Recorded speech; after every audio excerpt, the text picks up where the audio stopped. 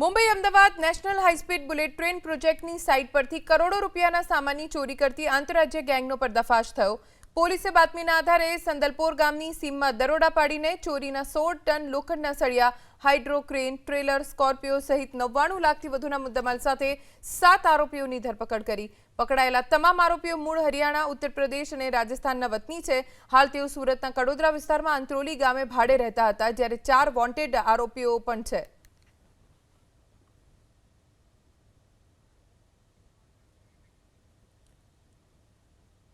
चार आरोपीओ फरार है, तेमने वॉन्टेड जाहिर करवामां आव्या छे अने तेमनी शोधखोळ चालू छे। हाल तो आ समग्र मामले 7 आरोपीओने झड़पी लेवामां आव्या छे अने 16 टन सळियानी चोरी करनार आ आरोपीओनी सामे कायदाकीय कार्यवाही शरू करवामां आवी छे। 4 आरोपीओ फरार है, तेमने वॉन्टेड जाहिर करवामां आव्या छे अने तेमनी शोधखोळ चालू छे।